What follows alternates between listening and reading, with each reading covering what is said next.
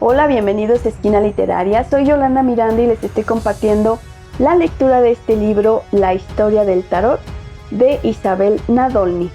El día de hoy vamos a iniciar el capítulo número 3 que se llama El tarot de Marsella, sus antepasados y sus descendientes. El tema número 1 se llama La expansión del tarot en Francia y hoy vamos a leer ¿de dónde viene la palabra tarot?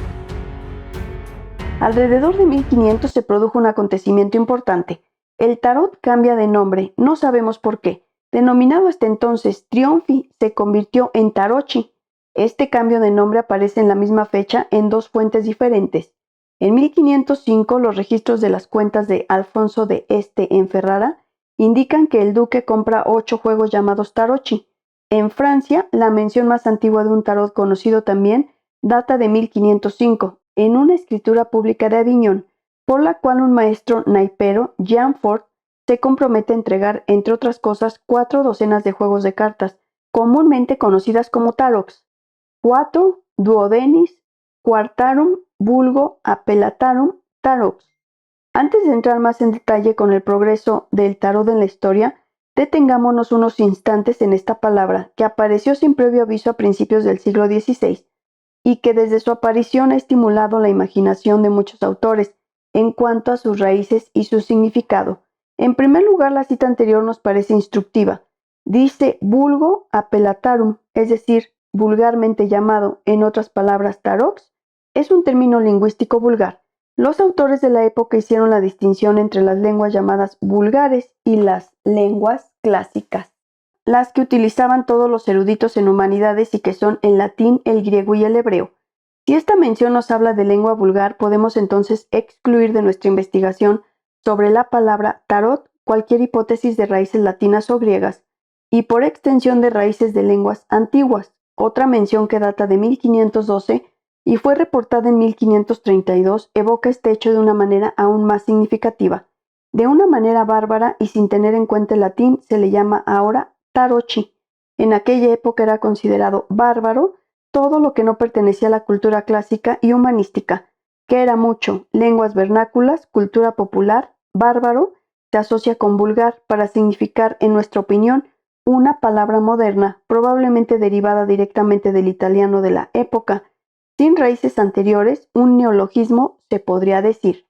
Así, aunque muchos autores que han escrito sobre el tarot han mencionado como un posible origen rota en latín, rueda. Esto es algo que nos parece que hay que descartar.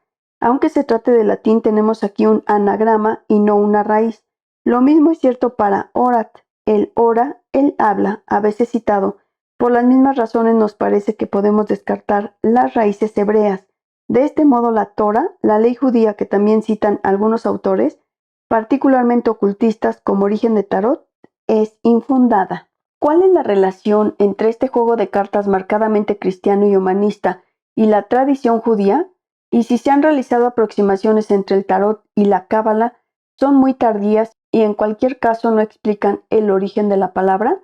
Cabe señalar que un etimólogo italiano del siglo XVIII cita otra raíz hebrea, Tora, que significaría significante figura, figura significativa. Podemos también rechazar las raíces griegas por la misma razón.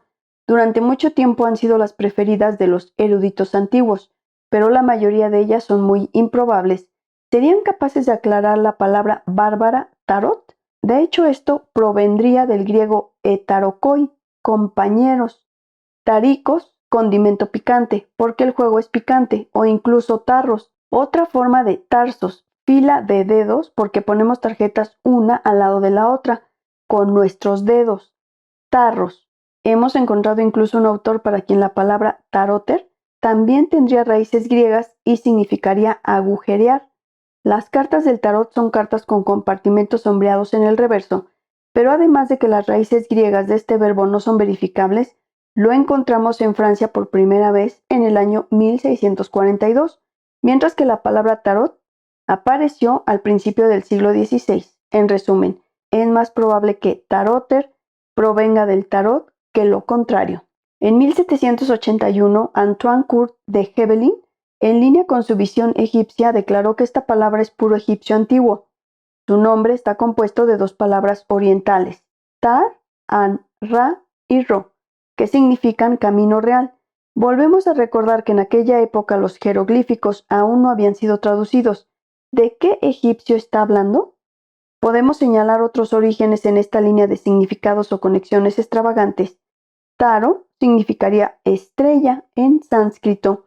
Algunos autores han mencionado entre las hipótesis el Tao, la famosa palabra china que significa sabiduría. Otros citan un origen gitano, Tar, que significaría baraja de cartas, y que vendría del indostánico Taru. Un acercamiento que nos parece igual de débil se basaría en el origen geográfico. Se podría haber inventado el tarot en el Valle del Taro, un pequeño río del norte de Italia que fluye cerca de donde nació el juego, aunque hemos de recordar que originariamente su nombre era Trionfi. Ignorando la verosimilitud, algunos autores van más allá, incluso hasta Birmania en la aldea de Taro o en el Tíbet, en el lago Taro. Llegados al siglo XX, los investigadores se están centrando en la raíz árabe y la propuesta más seria que podría venir del tar, deducción del verbo taraja, rechazar, deducir.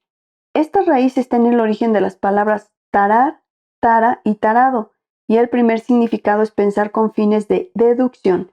Pesar un contenedor antes de llenarlo para deducir su peso del peso de la mercancía, y tara es el peso de este contenedor que se deducirá por extensión.